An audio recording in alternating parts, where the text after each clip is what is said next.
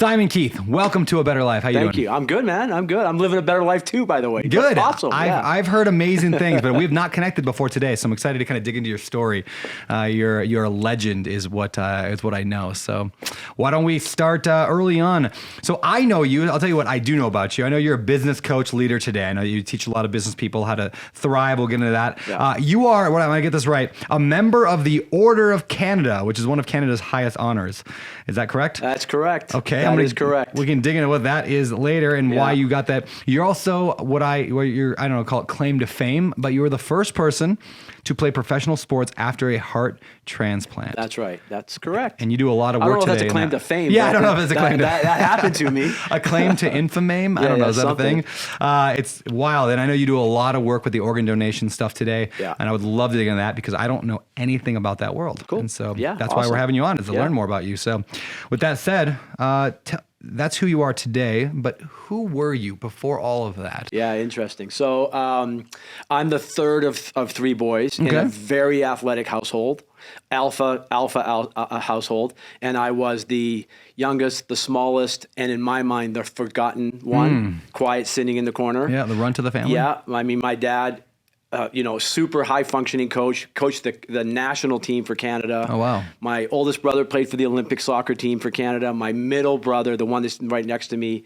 an absolute phenom athlete, and our sport was soccer. And then there was me, the runt of the litter, who did everything in his power to keep up, and most times didn't. Yeah. What was that like growing up in that kind of household? I mean, like, was it, I don't want to call it like competitive maybe? Super competitive. Parents pushed you a lot to excel? Yeah, I don't think they pushed us. I think we just who we were. Yeah. And what it did was, because I was I'm only a year younger than my next brother up, who was a phenom. So because I was so far behind in everything, I felt like all the time, right? It was you have no idea, right? It's so frustrating, day after day, year after year after year during your formative years. It was an incredible gift to me because it built an engine inside of me that to this day I just have to win. It's weird. Yeah. All right. So grew up there, and you didn't grow up. I mean, you grew up in Canada, correct? I grew up in Canada, but you weren't born there. I was born in England, raised in Western Canada. Yeah, my dad emigrated, and actually, funny enough, he made a deal. He was 26 years old with 3 kids. He had no money, and he made a deal. There was a program with the Canadian government. You can trade passage on a boat if you agree to teach. He was a school teacher.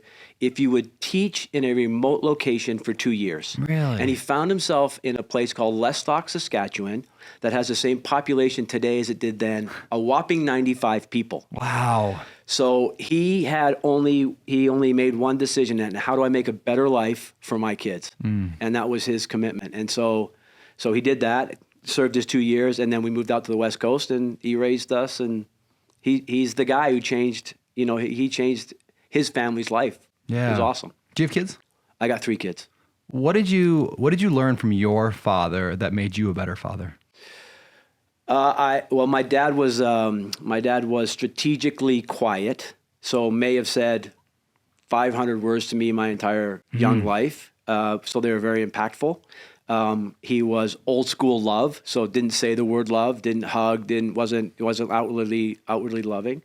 So I learned not to do that, and not in a bad way. I love my pops; he did a good job. But I tell my kids every day I love them, and I hug them, and I kiss them, and I cherish them, and so I learned that. Yeah. Awesome, man. Yeah. Well, let's go through. You got into let's talk the soccer. You got into soccer at a young age then. Yep. And got very good, I'm assuming, in order to get into the pros. Walk us through that journey. How'd you get into there? So as I said, run to the litter, and started to get a little bit better at 16. I figured out that being the 4th best player in our household actually wasn't so bad. Yeah. So once I started getting on the typical path, right? City all-star team, and then provincial all-star team, and then when I was 16, I got called to the Canadian national youth team under 19. So that was sort of on my way. When I graduated from high school, I had a choice. Do I go the college, university route, or was I able to go and, play professionally? And in our house, when we had big decisions like that, we would sit as a family at the kitchen table, and we would just chat about things. And it was really the first time that I was on the table with a real topic. Yeah. So it was cool. So I think my dad, in his sort of silent way, kind of said, I don't know if you're sort of ready to go play pro, which was reverse psychology, clearly. So I packed my bags, 17 years old, moved to London, England, tried out for 2 or 3 teams, finally got signed by a team called Millwall, and spent a couple of years over there playing professionally. Wow. It was awesome. Yeah. Yeah, against all the teams that maybe you don't know because you're not Yeah. a big footy fan, but Chelsea and Arsenal and, fill in the blanks, right? Yeah. Yeah. Yeah. So when did the was it heart issue? It was heart issue, When did yeah. that start making itself known? Yeah, so for some reason, I made a decision to move back to Canada. I played in London for a couple of years, and Canada was getting ready for the World Cup of soccer, biggest sporting event on the planet by a long shot, especially in the house I grew up in. Yeah, right? I bet. And so I moved back to Canada to train and live with the World Cup team. Played on the Canadian national team. We're going to live as a team. There's no professional leagues in North America, so that's what we did. It was during that time that I just started to get sick. And I just started to lose energy and was very fatigued. And, I was a alpha, ultra competitive, step on your neck if I need to win. And I just wasn't myself. And so it took about 18 months. We went in and out of hospitals and in and out of doctors. And eventually, cardiologist came to me sort of 3 months before the World Cup. And I'd been fighting. I've been fighting in the hospital, out of the hospital. I would spend 3 days in the hospital and then get out and go rejoin the team and play footy at a world-class level and grind it out and then find myself back in the hospital. And so eventually the cardiologist looked at me and said, listen, we've done everything we can. We know exactly what it is now, and you need a heart transplant or you're going to be dead in 6 months. Wow. Yeah. What was going through your head in that point? I was on my way to the World Cup. So I'm thinking to myself, well, the World Cup's in 3 months. So I could probably play the World Cup, and then, that's not how it worked out. But you're it's a little bit like the movies where sound stops, and you sort of raise above yourself, and it's just everything's sort of slow motion. You can't move your hand, and it was like that for, I would guess, maybe an hour or two, and then I returned, and then the athlete returned and rose up and sort of said, fuck this, and, let's go. How do we get it? Let's go get it. Let's go get it now so I can resume my life, so I can continue my career. That's the mentality, right? Do you have any advice for people? I mean, a lot of people listening to the show will either at some point get that diagnosis of some kind, right? Yep. Or a loved one of theirs will. I mean, I would say the majority of people listening to the show will eventually themselves or a very close loved one get that. What advice do you have having gone through that? Yeah, we listen, what I've learned over the past, 30 whatever years since I've had my first transplant is everybody's fighting a battle. The rich, the poor, the successful, the unsuccessful, the popular, the not popular, everyone's fighting a battle. When you're at your darkest and it's tough, and the reality is, if you find yourself by yourself, there's a reason that you're by yourself. It's because it's time for you to tap into your character, and you find out really quick what you're made of. And it's super powerful when you're at the very bottom and you're struggling and it's just you. It's an incredible gift. It really is an incredible gift to be in that tough spot. Wow. Yeah. Wow, man. All right. So sorry, too heavy, man. No, I love it, man. I love it. Because the fact is that is life. I mean, like, as much as we want to avoid it and we want to assume that we're all going to live forever, which we all kind of all act like we're going to live forever, that day hits every single solitary person, whether it's at 30 years old or 102. That's right. It's coming for all of us. Like, no one, I love that idea of, like, life, no one gets out alive. It's right. like this That's is right. Yeah. Like no one gets out alive. So, so it's real life. So was there concern you weren't going to get the transplant? Was this like difficult, rare? Like you got? Yeah, totally. So it's 1986 was when I had my transplant. I was 21 years old at the time. I was in Canada. And so they only did, almost just past the experimental phase, right? Like just 83 was really the tipping point in transplantation. So it was in Canada, and I went to London, Ontario. It was the only place they did transplants back then, or heart transplants in Canada. And they take you through a whole list of stuff, right? Like physical evaluations and psychological evaluations and all this kind of stuff. And so I had been on this medication that sort of kept me healthy and juiced me up a little bit. And so I got to London, Ontario, did all these tests, these psychological tests and all this stuff. And the final test was the treadmill test.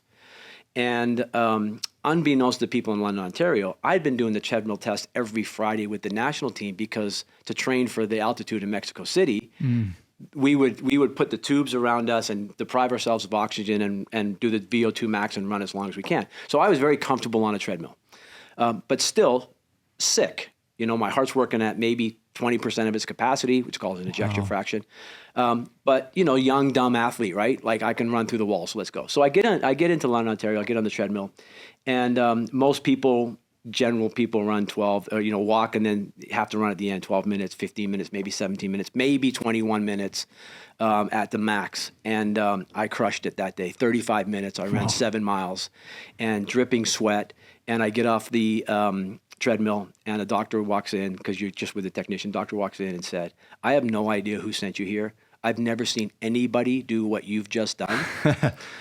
There's no way you need a heart transplant. There's no way you're getting a heart transplant. Oh. And then he gave me the sage advice of a socialized medicine system. And he said, go home, get sicker, and come back. And that is the problem with the socialized medicine. It can be.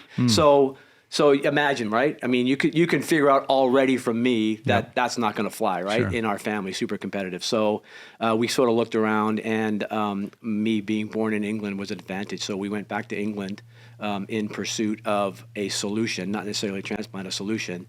And I made the decision quietly in my own bedroom and bathroom, and I said, I'm not taking these pills anymore. And if I go to England, they're going to see the real sick Simon Keith, not this jacked up medicine-induced Simon Keith. So that's what I did.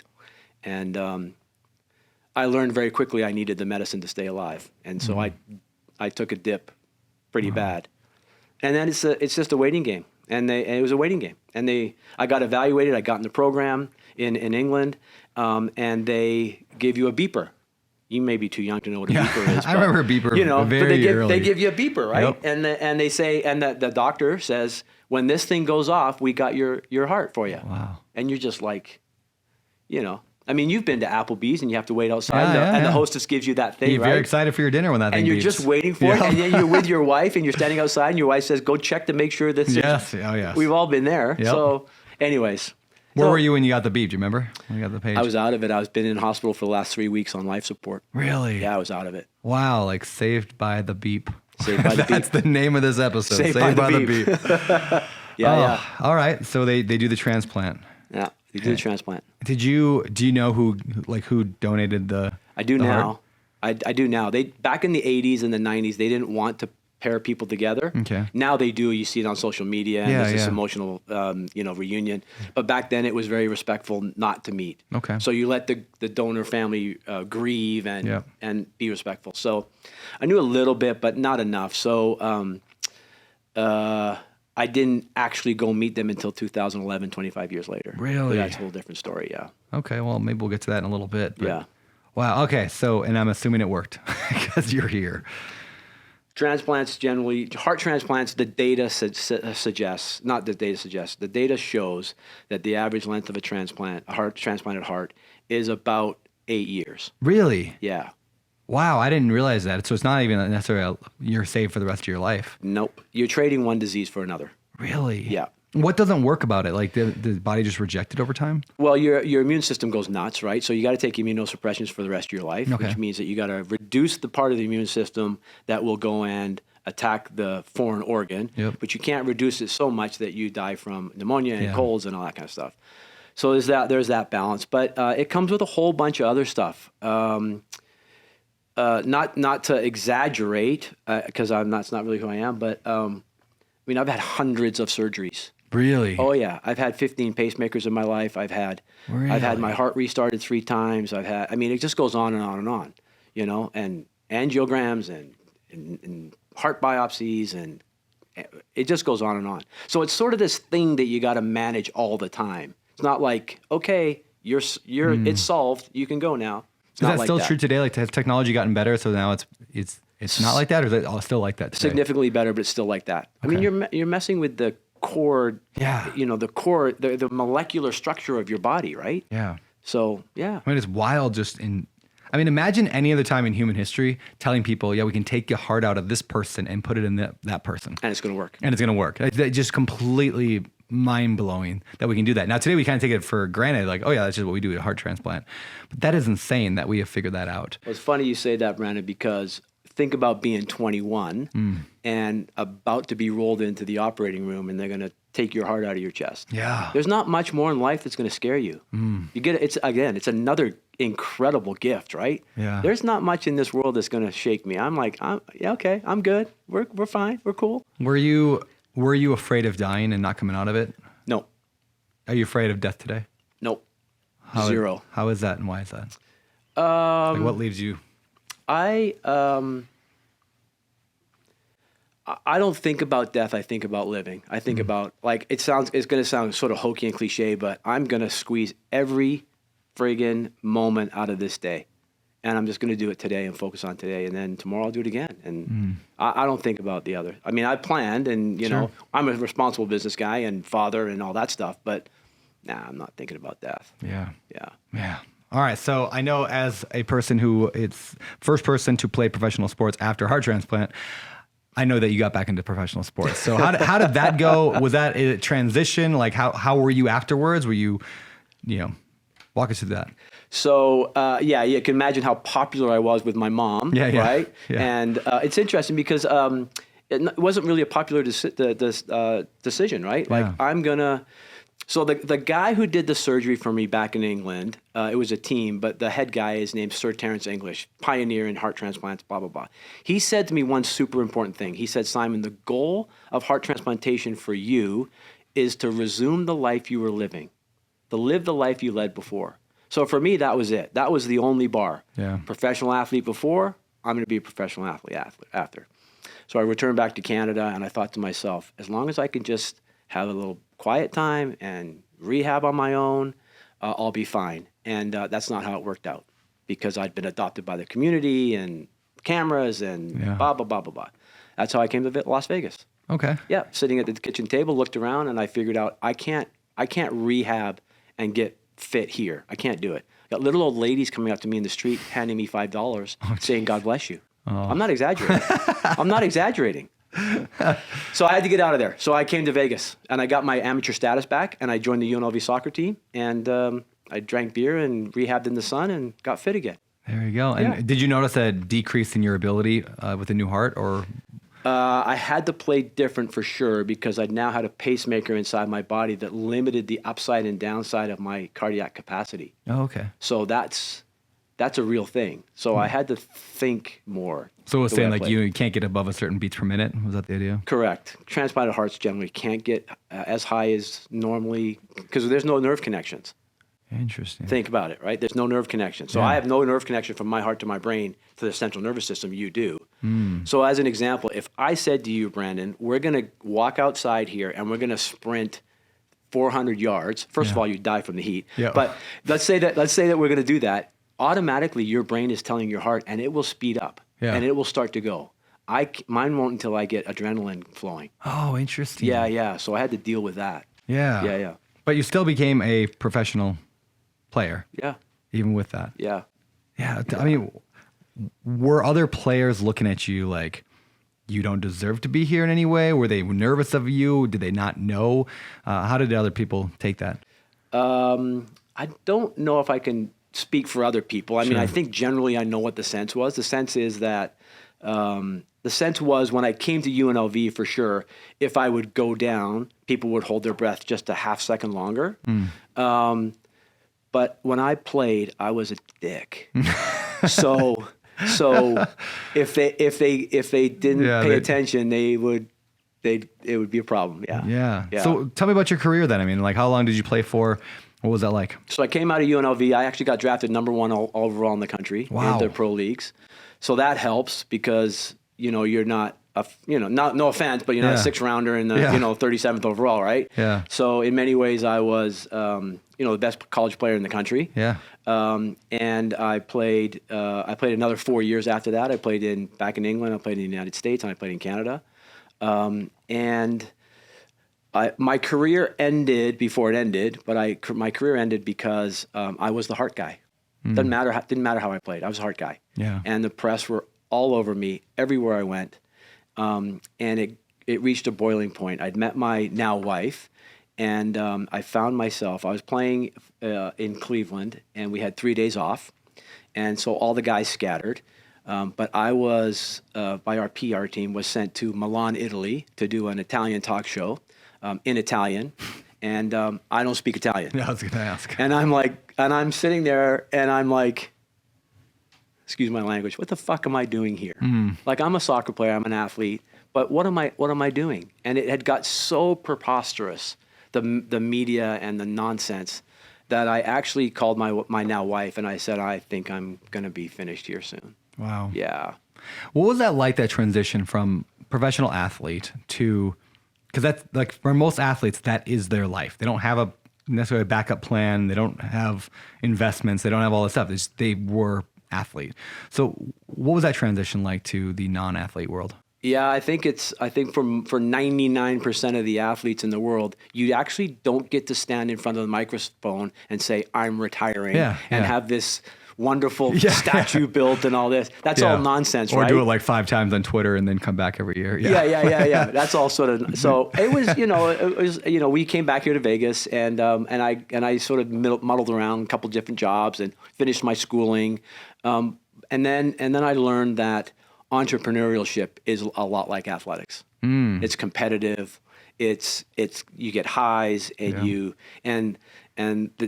generally speaking, the people that work the hardest win, or the people who understand the system win. Right? I mean, tell you, right?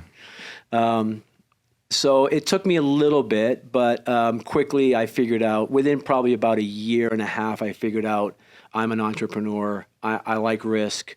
I'm gonna go out, and I did, and I built a number of businesses and sold them and was successful and had some liquidity events, and Yeah, what kind of businesses did you get into? I did all kinds of business. I started selling merchandise up and down the strip. Really? Yeah. What kind of merchandise? Oh, just like you name it. You need a logo on it, I got it. Okay. And this was middle of the 90s, and I was thinking outside the box, and I found myself importing from overseas, and I was dumb enough or aggressive enough or competitive enough to go to China and drive 5 hours inland and find factories and all that stuff, which was early days for that kind of stuff. But yeah, it was fun. Sam's Town, old casino here. They would give out jackets for the month of November, and they'd need 60,000 jackets or something. I'm your guy, man. I'm going to China, and I'm going to get the cheapest price. So that's how I started. What I love about that is, I tried to start years ago. I started a sunglass business, a wooden sunglasses business. I thought it was super cool.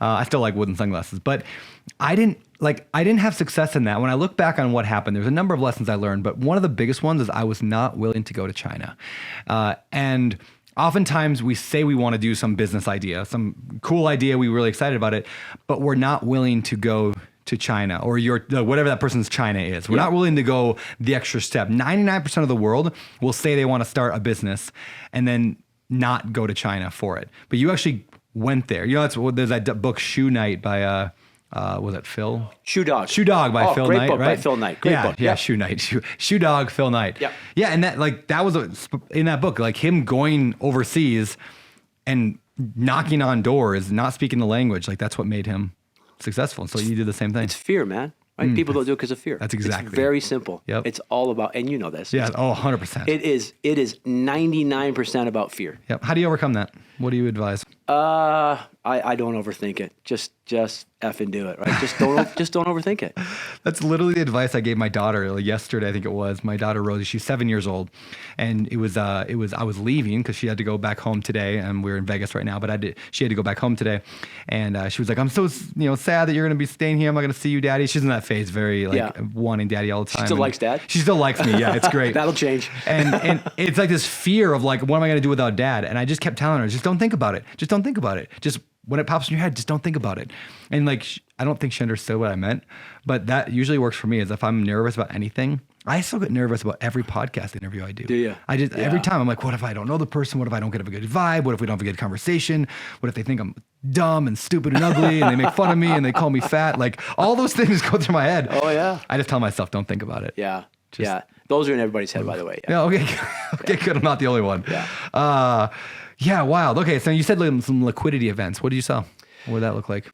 So I had 4 businesses over 15 years, and I sold them all, and did varying degrees of success. I had the merchandise business evolved into a sport business where we managed arenas on the staffing side, so that was kind of fun. I had a sort of a financial business where we rolled up senior life insurance policies. Gonna sound weird, but it's not. And we aggregated these policies and we rolled them into a bond, and we held them offshore in Ireland and took advantage of the tax advantages and sort of super highly complicated financial stuff that being the 4th best soccer player in Victoria, British Columbia didn't prepare me for. But that's life too, right? Learning and growing, and that's the life of an entrepreneur as well, right? Yeah. And taking that step into the unknown and figuring it out. Yeah. I knew nothing about that industry, and I did it in over 3 years, and we aggregated almost $1 billion of secondary life insurance policies, and it's really just actuarial work. Anyways, very boring, but cool stuff. Yeah, man. Yeah. Well, I want to ask you about because you said earlier that the average heart transplant only lasts 8 years. You've been alive a lot longer than that. So I want to get into what happened next. But before we do, I want to get to today's show sponsor. One thing we do for the show is every bit of ad revenue that comes from each episode go towards a charity of the guest's choosing. So where shall we apply all the ad revenue from this show? Hey, this is a quick ad for wealthier people, like millionaires and those making a few $100,000 a year or more. If that's not you, feel free to click that little skip ahead 15 seconds button and get on with the show. But for those who are still here, I want to let you know that I wrote my first piece of fiction. It's actually not that tall of a tale. It's a short ebook I wrote called How to Invest $100,000 in Real Estate with No Tenants, Toilets, or Trauma. It's like a story designed to showcase the difference between being an active landlord and a passive real estate investor, and to help you make the best choice for your financial future. So get it today, right now, by going to www.odcfund.com/100K. That's 100K. Well, yeah. Just to go ahead a little bit, Sure. talk about legacy. We started our own foundation. Okay, that's the Simon Keith Foundation. Simon Keith Foundation. So our family started this about 10 years ago, and we set it up to support kids who have undergone organ transplants in their desire to be healthy and happy again. Oh, I love that. Yeah, we just go in and we help these families, and we also raise organ donor awareness, and I travel the world and talk and blah blah blah blah. But at the core, it's about helping that little 7-year-old girl who's scared to go play softball again or jump in the swimming pool or whatever it may be. That's beautiful, yeah, man. Yeah. Well, let me dig into a couple of questions on that. So I want to talk about the foundation again real quick here before we jump back into your heart. Yeah. What does that look like on a tactical, tangible level of helping like a kid who in that spot? Is that a therapy kind of a situation, buying them toy kind of situation? What does that look like? It can be just about anything. So we started very loose. Again, we've been at it about 10 years now. And our idea was, let's get 50 guys of my friends, and we'll go play golf, and we'll drink some beer, and we'll raise $20,000. Yeah. Right? And we'll give it away. Yeah. And I find myself here 10 years later. We've raised tens of millions of dollars. Wow. Oh yeah, it's been super cool. Yeah, it's been super cool. And it's really not. It's got nothing to do with me, by the way. What's happened is, and we've got this one event that we do in Las Vegas. It's a massive golf tournament, and all these people. We have 300 people that come to that play golf, which is a massive golf tournament, and probably 250 of them come every year. So it's not really about us. It's about them. It's their mission. It's their thing. We've done all kinds of stuff. In 2018, we sent every single kid that wanted to go to the transplant games of either America or Canada to the games. We sponsored them all. That's cool. And we and so that's big. That's operationalizing and systemizing something. And then it's small. We bought a kid a drum set, and we sponsored another girl to, I don't know, in gymnastics or whatever. So we go big and we go small and we go systemized, and we sort of have a mantra that we're going to find a way to say yes. Yeah. I love that. What do most kids that go through that kind of transplant situation, what do they come out of that? Are they pretty terrified of life? Are they pretty excited to be alive? Like, what's their mentality if you had to like look at it as a whole? Yeah, I think it's a continuum, right? I mean, they're human beings, so you have some very timid and very other ones that are very out there. The challenge that I encounter the most is twofold. One, the helicopter parent is on max alert now. So challenging the family to back off, treat them normal, that's the real challenge. And then that dynamic spreads into the family. So you've got a sibling. If you've got two, you've got this little girl who's unlucky and had a heart transplant who gets all the attention. Yep. And then you've got the sibling over here who gets ignored. Yeah. So it's funny because my wife has after about a couple of years, we've recognized this. And so we don't just take care of this, we also take care of this. That's really nice. Yeah. Yeah, I can see that being really difficult. I mean, I've thought like, I've had friends who've gone through it, but I thought I got two kids, right? If Rosie got sick, like how do you deal with like how does Wilder deal with that? How do we deal with Wilder during it? And I mean, it's a real thing, by the way. Yeah, it's a real thing. Yeah. I mean, I'll walk into a hospital room, and my role is to see this one, and my wife instantly goes to this one. Yeah. And we don't bring one teddy bear; we bring two teddy bears. I mean, it's small stuff, but it's really impactful. That's a good lesson just for people when they're. Yeah, who will listen to this, who are dealing with, whether kids that are doing that, just to be aware of, you can have a sickness and you can have another problem developing at the same time with the other kid. That's right. So let's talk getting into your heart again, the 8-year thing. I mean, it's been a lot longer than 8 years. So you still have the same heart? I don't. Okay, you got another transplant. I don't. In 2019. So how many years was that? 32. Why did it last 32 when it normally only lasts 8? Is that just you being healthy? I think if you ask anybody around me, they would say because he's a stubborn asshole.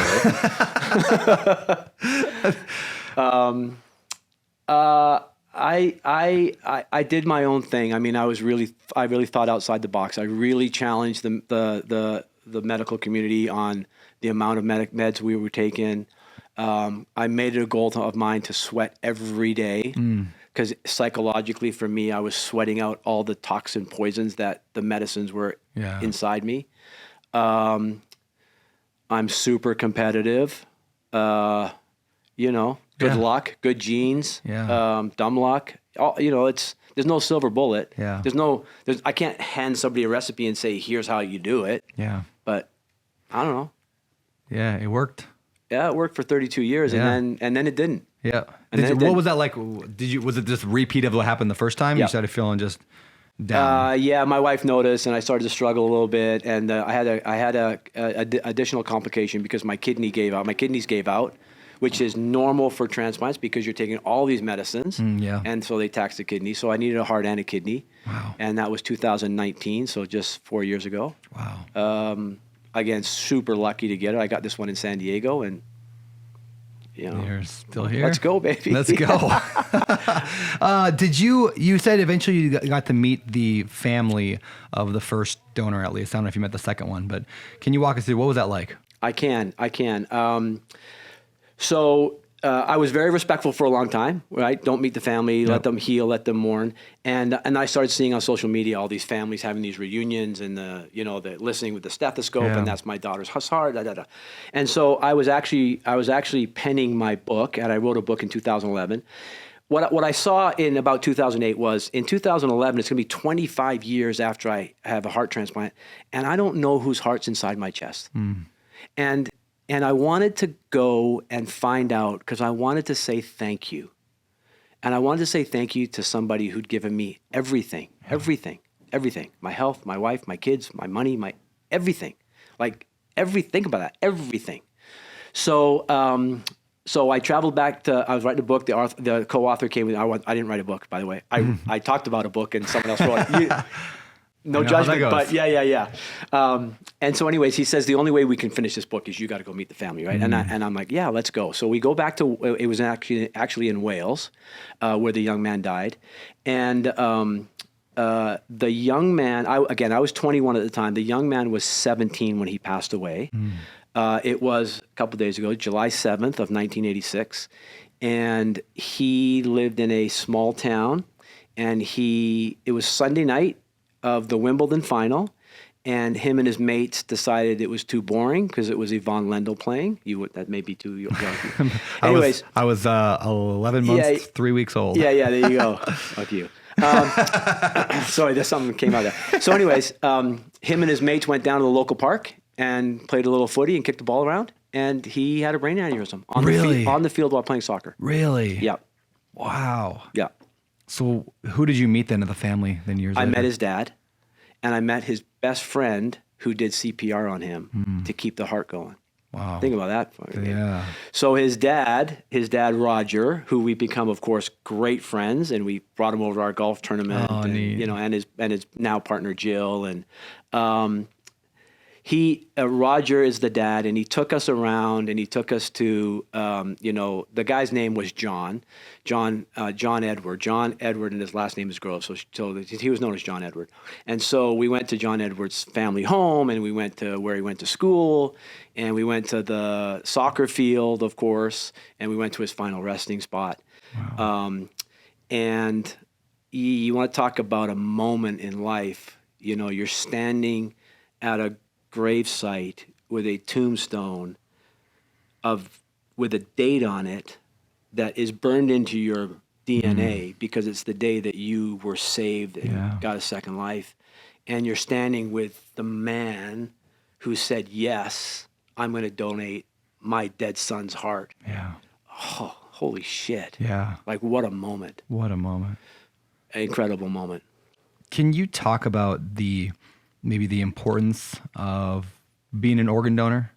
Like, I'm assuming that's it's a real thing, and I amongst many other things that I do travel the world and promote organ donation and transplantation. My thing is, I don't actually care if it's yes or no. It's just make a decision, because God forbid something happens and you leave that decision to your next of kin and they don't know. Yeah. And you're putting them in a position where they have to decide. Yeah. And if they make the wrong decision, what they have to live with. Yeah. So I always say, I don't care if it's a yes or no. Of course, I want it to be a yes. Sure. But just make a decision. Yeah. Yeah. Well, what would be a reason against it? I mean, I'm not sure I've ever put it like on my ID or anything like that. I just never thought about it. You just don't think about it. Yeah, you don't think about it. But obviously, I'd be fine with it. I mean, of course I want to do it. Like, I'll publicly say it here. Like, of course I want to do it. Yeah. But why would somebody not want to do it? Is it just lack of awareness? Yeah, there's lots of myths out there and lack of awareness. And I tell you what, if you need it, you're like, yeah, I'm all for it. Wait, I didn't mean that. I'm in. Yeah. Yeah. So isn't that fascinating? Yeah, of course. Yeah, everyone's 100% in support of organ donation. When they need one, or their loved one needs one, yeah. Oof, wild, man. All right, so let's transition to your leadership stuff that you do today. What is it that you do today, and why? So I found myself. When I came back from that meeting in Wales in 2011, it was really an epiphany for me. Like, standing in front of that gravesite was a real epiphany for me. And until then, up until that date, it had been about the things that we generally think about, and it's self-driven and it's ego, and it's how do I make more money? How do I win? How do I secure everyone's future? How do I pay off the mortgage? All that stuff, right? And it's I. Yep. And I've been watching you enough, and I know you've had this epiphany, and it's like, I don't want to do that anymore. I'm good. I checked a lot of boxes. Yeah. I'm good. How do I do something different? So I came back from that trip, and I made a conscious decision. I said to myself, I'm going to learn about organ donation and transplantation, the systems, how they work, how they don't work, how they can be better. And so I just went down a path, and I started.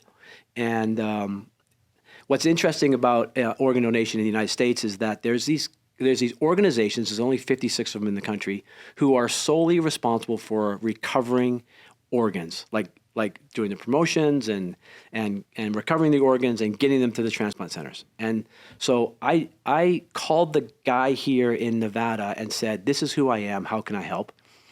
And he instantly put me on his board of directors based on my entrepreneurial background. Yeah. And I learned quickly that Nevada was number 54 out of 56 in terms of effectiveness. And as a competitive athlete, that pissed me off. Oh, yeah. And they were losing money and blah, blah, blah, blah, blah. Terrible organization. So it took me a year to figure out how it works. And I dropped everything. I just sold a company, so I was healthy financially. And I jumped in and I became first the CEO. And then I figured out quickly, I don't want to do that. I want to be the COO because I can do more work. Yep. And we turned that around. And from 2013 to 2019, for 7 years in a row, we were the number one most productive company like itself, not only in the United States, but around the world. Wow. The best. What do you do in that, or what's the key there? I looked at a community-based, medically driven system through the lens of an entrepreneur. Can you walk us through, because I'm fascinated by this idea of applying entrepreneurial and business systems and processes and the stuff that we all know to a charity model. It's the two worlds have been apart for too long. Yep. I'm a big fan of it. So what does it take for a nonprofit to run? Like what is that secret sauce that entrepreneurs know? Well, I think that I don't think there's any secret. I mean, yes, there's secret sauce, right? It's a philosophical difference, right? And I like Dan Pelota too. I'm sure you know who Dan is. Dan's a very important speaker, and he talks really about this. Yep. Who gives a shit about your profit margins if you're selling $10 worth of lemonade at a 90% profit, as opposed to generating 8% profit on $175 million bucks. Yep. Like and so this idea of entrepreneurship inside not-for-profits is well overdue. So I agree with you.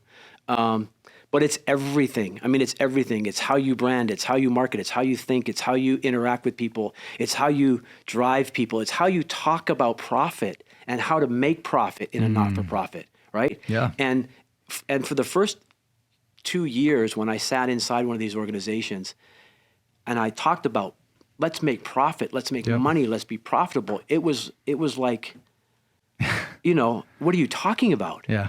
And compensating people at a level to attract talent. Yes. And not put up with who we've had the whole time. So within 24 months, there was 11 managers and directors in the leadership team. There was 10 were gone.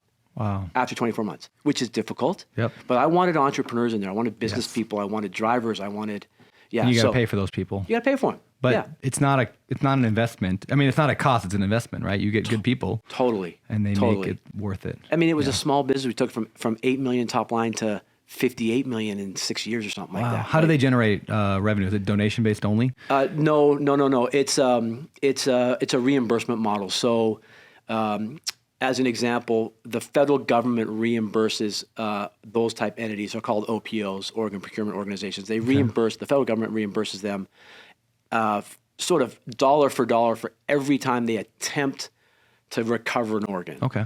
So, and that includes, and there's this complicated algorithm, right? But it includes salaries and overhead and marketing and surgical teams and all this stuff goes into a bucket. Sure. And so from a business model, it's actually not that difficult. If you, from a pure accounting standpoint, it's sort of very easy if you understand it. But you got to be aggressive and on growth mode all the time. Yeah. Fascinating. Yeah. There's just so many little things that like I know, that we know, like, I mean, everything from like having a vision, like having goals for your organization down to quarterly goals and weekly actions and accountability and all that stuff. Yeah. When I talk to like nonprofit people, they're like, wait, huh? Or like churches, huh? Like anything in that world, charities are just, generally clueless on that. You bring in like Patrick Lencioni's table Yeah, group, exactly, yeah. and people are like, what are you talking about? Yes. We're never going to spend $150,000 in this. What are you talking about? Yeah. Yeah, we are. Yeah, we are. Yeah. Because you may have the smart part of the business working, but the healthy part is terrible. Yep. So we need to fix the culture, and we need to talk about Yeah. like we have to decide on what the culture. Yeah. I'm preaching to the choir now, Dude. I love it. it because this is what people need to hear. And I actually am a huge believer in what you're doing, and to a smaller degree, maybe what I've done, which is let's take people who are good at business and then go work in the nonprofit section or sector.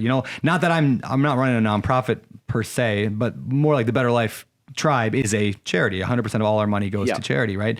Right now to fight human trafficking. And so like we're running this thing as if, and I'm almost tricking myself. Like I don't take a salary. I don't make a dime from this, but I'm tricking myself to think like this is my business. And therefore like we do everything that we do over at my real estate company, Open Door Capital. So we've got rocks and we've got, weekly meetings and we've got leadership and culture and we've got the whole thing. Yeah. And I just pretend that I'm building myself a business and we're going to get to $50 million a year is what we should be at in the next 3 years. Right now we're at 1,000 members. Once we get to, 1,000 members or 10,000 members at $500 a month, which is what we'll be at, is $60 million a year top line, 10 million a year, and expenses will be 50 million a year. In my head, I'm like, okay, that's $500 million company at that point that I can still, and I've not lost that yet. I still feel like I'm building a $500 million business. Like it's no different than Open Door Capital in my head. Like they're both the competitive nature of me going out there. So if we can convince more people that are entrepreneurial driven to just apply that, like once they got the money figured out, like what are you going to do with 10 million that you can't do with 6 million? Okay. Right. Or 50 million that you can't do with 5 million. Right. Once you've got your financial thing figured out, let's teach these people how to apply that, or let's encourage them to apply that over to the nonprofit. I know you know the answer, but do you know how difficult it is to convert a board of directors of, no offense to any of these people, hospital administrators and community workers and governmental people, to convince them to hire a CEO that makes $700,000 a year? You know how hard that, when they're used to paying 125. Yep. Like it's just relentless, and you got to convince them, like you say, it's an investment. Yeah. And then you want to hire a COO that's really, that's going to drive growth. And by the way, forget about all the salary surveys. Yep. They don't mean anything. Yep. It's all nonsense. It doesn't. I'm not interested in anybody who wants a 4% raise every year. Not interested. Either. And by the way, if you're wearing khaki pants and an Navy blazer, we probably don't have a lot in common. No offense. Yeah. You know what I mean? Like that's just a symbolism, right? 100% You know what I agree. mean? Like. Yeah. So do you, and this is just a personal question, but I think it applies to more people. Do you compensate? Do you have bonus structure in place for the people that run the nonprofit stuff so that they can make more and more and more money? 100%. All right. Yeah. 100%. So I don't have that yet on the Better Life side, but I would love if Matt and Alex and Stetson start bringing in more. Like I want them to make a ton of money on this, right, Alex? I'm listening. Alex is By listening. the way, you do, he does, Yeah. everybody does. Yeah. If you can align Yeah. profitability all the way through the enterprise, Yep. everybody wins. Yes. Oh my! I can't tell you how many times I've had this conversation. I'm working with another OPO, another one of these organizations that is, let's just say it's gonna grow. Yep. Let's just put it that way. And there's no bonuses in there. And I'm dealing with the same thing with the Yep. board of directors. I got to convince them. Yeah. And so what I did intentionally was I demanded they put bonuses in my agreement. Not because I need the money. Yeah. Because I want them to understand the philosophical motivation. Yeah. Yeah. That's really good, man. All right. So yeah, I'm gonna work on that. And there is a little bit of a, I'm gonna have to deal with that if we put bonus structure in place. And like I probably won't, I won't take any necessarily because I'll make plenty of money from Open Door Capital, but like, and I don't run things anyway. Like I show up and do a podcast, but the team who's running this company, like they need to be rewarded for when things grow. And B, I need to make sure they're not buying duplexes and cleaning toilets at night because they can't pay their bills. Like I need their path to growth, at least a major piece of their financial thing it's through this nonprofit. And so it is an investment in their focus and in their attention and all that so that they can, be all in. And the naysayers are going to say, and you're going to have naysayers. Yep, And you're going to have people that take advantage of you too, which is fine. And you're going to have people that manipulate the system. That's all fine. They're all going to see themselves out at some point. They're going to self-select out at some point, right? Yep. And me and you, we look for the guys who are excuse my, fucking all in. Yeah. We want those guys. Yeah. Yeah. And That's exactly you it. clearly surround yourself with those guys. Yeah, it's huge. And what I plan to do, and we're working on the actual structure, but what I'm going to do with these guys is the kind of the leadership at Better Life is give them equity in a, not in, because they also want to build wealth, right? Which is good for them. We're all big about building wealth. They get bonus structure, but I'm going to build equity in another company that I'm establishing, that all of my other businesses, I got a mortgage company coming, a real estate agency, I got a title company, all this stuff is going to be in this company X. And then I'll be able to give equity on a vesting sort of schedule in company X to the Better Life Tribe Does leaders. company X sit on top sort of thing? Yeah, the company X will kind of be the holding company Yeah. of all the sub companies, not including like I won't put the charity obviously in that because that's not owned by anybody, but the rest of it will be on there. So that way, because I mean, in a way, yes, this is for the charity. This podcast is for the charity, but I know that there are people listening to this right now who are going to go invest in my real estate company. There are people listening to this that are therefore going to use my mortgage company. So I want to make sure that these guys get compensated. Right.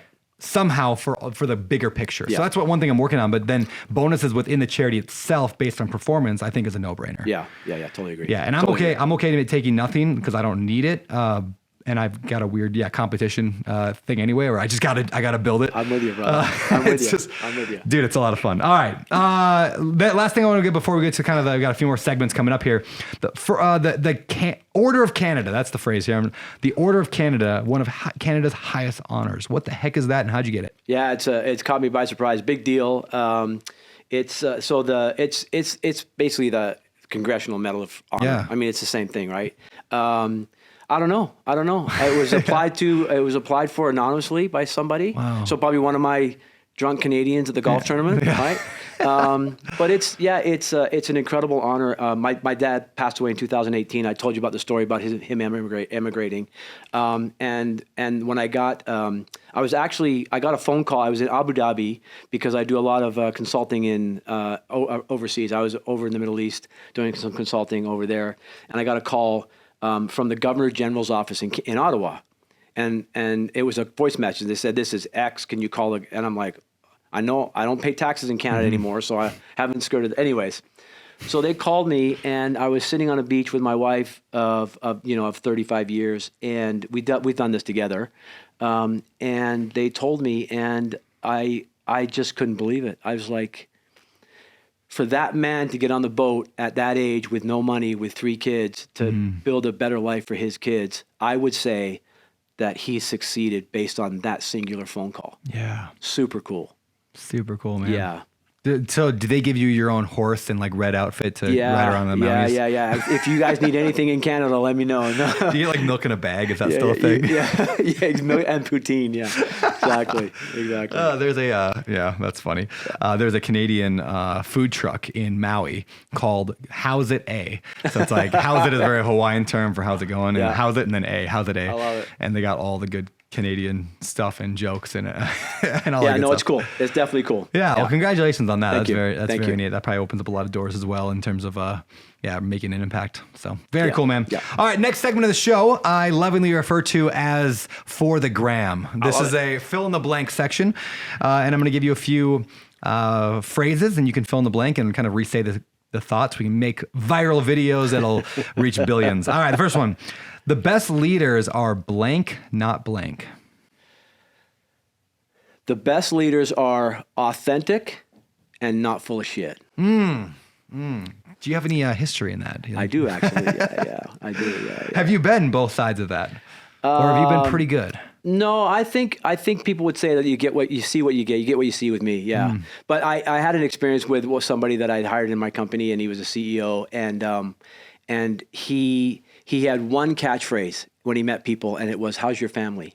And he didn't pay attention to the answer, and he didn't know about their family, but he used that all the time. And so eventually people found out and figured out that he doesn't actually know that I have 3 children and my middle one, and it was not authentic. Yeah. It's just total bullshit. And you get found out. You get found out. Yeah.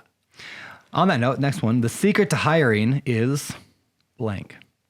The secret to hiring is culture. Explain that, if you would. You can teach skills.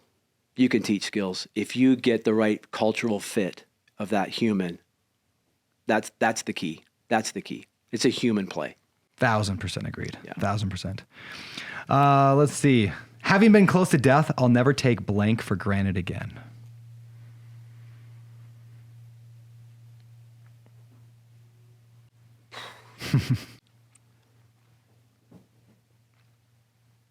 You can say pass. If it Yeah, doesn't I fit. don't know, man. I mean, it's been. Yeah. Which you think this would be a layup for a guy like me, right? But yeah, I don't. Yeah, I just. That's all right. I don't take anything for granted. I get up and hustle. Yeah. All right. Sorry. That's all right, man. Last one here of this section. If I lost all my wealth and money today and had to start over, I would. If I lost all my money and wealth today and had to start over, I would pick the exact same partner I have in my life, because that is the key to success. Explain that. Picking your life partner is, in many ways, can be the number one factor of your success, and I know it has been for me. Yeah. Yeah. Tell me about her. She's incredible. What's her name? Her name's Kelly. Kelly. Call her Kel.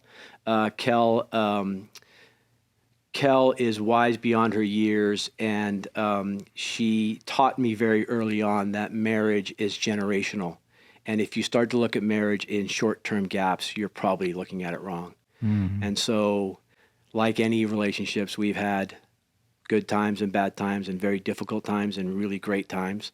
But I always knew that she was the one I was going to stay with for 50, 60, 70 years. So it didn't matter that we argued Friday. It didn't matter. So she, it's a bit like long-term wealth strategy, right? And investing for the long term, right? Sometimes you're going to be in a market that drives 7% interest rates, and sometimes you're going to be at 0.05. Yeah. And if you're smart, you can win in all of them all the way through. It's about long term. So she's an incredible, incredible woman. Yeah. That's beautiful. Yeah. What are your kids' names? Sarah, Sam, and Sean. All right. What do you love about Sarah? Oh, she's so creative, and she's so genuinely kind and loving to people. What about Sam? Sam's me in a dress, so she's a pain in the ass. And by the way, she has every single penny she's ever made. That's Yeah, awesome. yeah. And what about Sean? Sean's he's a kind gentleman who could be 68 in a 26-year-old body. Yeah. I love it. Yeah. I Great love kids. it. I love a good family, man. I love it. All right, man. Next segment we call past, present, future. Okay. So we're going to ask you a question about the past, then one about the present, then one about the future. Okay. Shocking, right? Yeah. Past question is, what advice do you have for your younger self? Easy. Think bigger. Think bigger. Why is that the advice you'd give yourself? Because I grew up in the household that I did, and I was the runt and the smallest, and I didn't think outside of that, and just think bigger. And I learned it later on in life, right? Like you've learned it obviously early on in your life, right? Not early enough. Think bigger. Yeah, think bigger. Think bigger. Whatever it is, think bigger. It's amazing. Quick story on that. I'll tell you. I think it's maybe a tangible example of somebody I look up to that did that.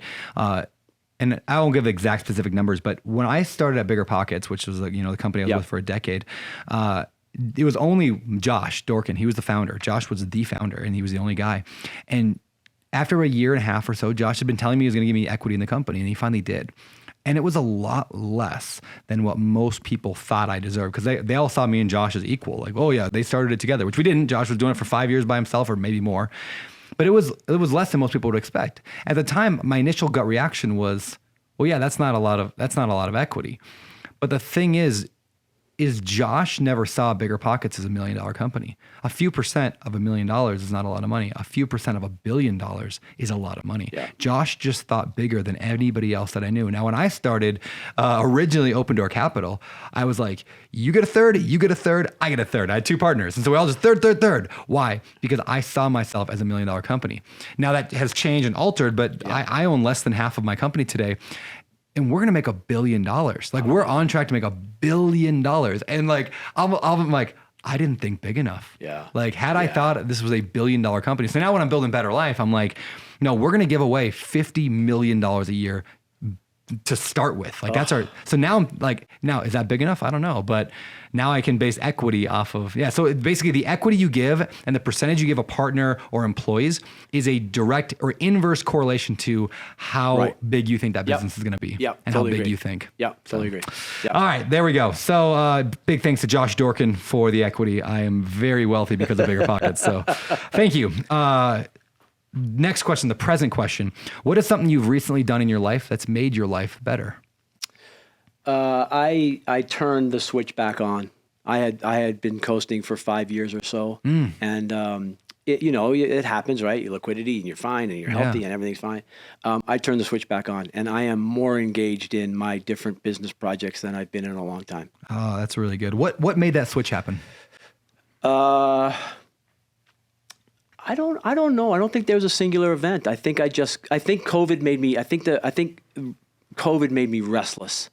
And I'm a big believer that business is done eyeball to eyeball. Yeah. I'm a big believer in that. And so I love virtual meetings and Zoom, and they're all efficient and all that kind of stuff. But I think if you really, really want to make connection with humans, you got to look them in the eyeballs. Yeah, I 1,000% agreed. Yeah. Third question. You kind of answered this earlier, but maybe you got a way to kind of wrap it up with this. What do you want your legacy to be? Yeah, for sure. I've thought about this and strategically and methodically crafted it. What's interesting about legacy is, clearly the Simon Keith Foundation is a legacy play. But what I learned was, not unlike other people, when you brand yourself as something, this foundation is my name, it's ego driven. Make no bones about it, right? That's what I thought. I thought it was ego driven. And what I learned very quickly within 24 months, that it's got nothing to do with me. And what I thought I was elevating myself has really elevated others, right? And it's really, really humbling. And so I say it every chance I get. It's not about me. Like, it's not. And it's true. And you get this philanthropic bug, which I know now you've caught. And it just feels incredible. Like there's no, as much as we win in business and we've all made a lot of money and everyone's wealthy, not everyone, but you know what I mean? Like, there's none of that compares when you see that little girl smile because she's now allowed to play on the soccer team. Like, ugh. Well, maybe we could expand a little bit before I get to the last kind of the wrap it up section. Do you have any just advice just on a personal, between you and I, like you've been in the philanthropic, am I saying that word right? That's right. Space for a lot longer than I have. What advice do you have to a younger, not that young anymore, but younger guy trying to get into that world? What has worked? What hasn't worked? Feel free to riff on that. Yeah, I think, again, I didn't realize I should think bigger, right? I said it before, right? We're going to get 10 or 20, 30 guys and raise 20 grand. Yeah. And then all of a sudden we're raising millions a year. I think you're, not you personally, but the quicker you can check your ego and understand it's absolutely not about you, the more successful you'd be. And you'd be amazed at how many people just want you to ask them.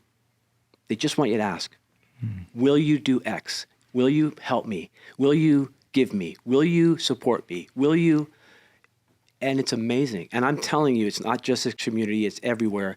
If you are respectful and you go ask somebody, 99.9%, and I mean it, 99.9% will say yes. I'm really, really bad at that, man. I'm like, I don't know why, but I have a hard time. I know why. I don't like being rejected. So I hardly ever ask for help. I mean, I'm running a charity that's going to save hopefully millions of lives, or at least tens of thousands of lives.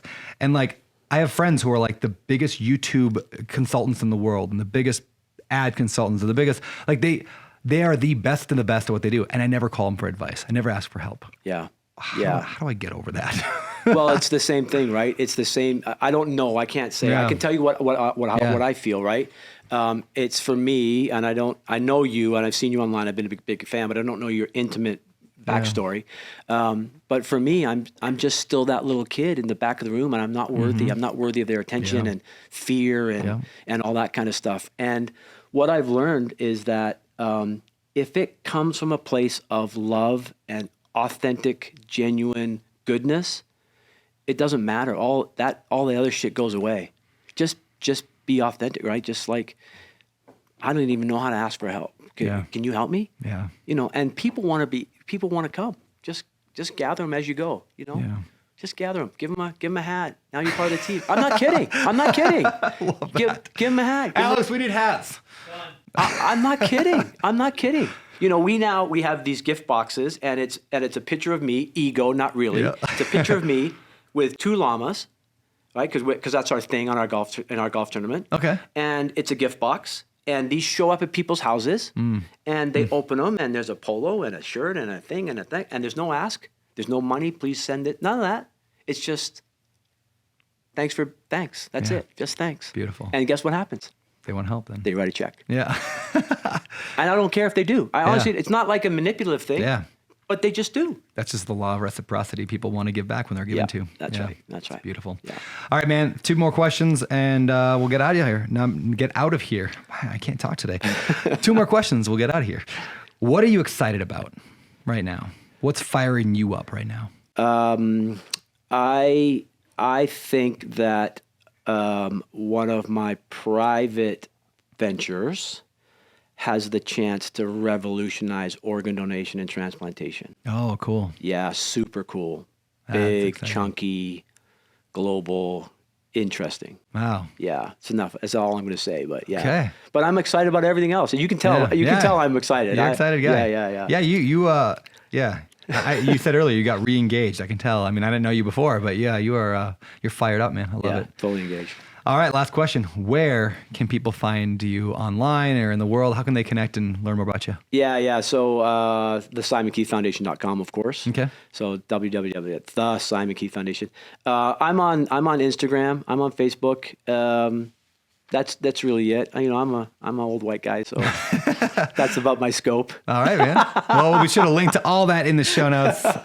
Dude, thank you for coming on to this. This has been amazing. This has been great. I appreciate you. Appreciate Thank you for all you. you Thank do. you. Love it.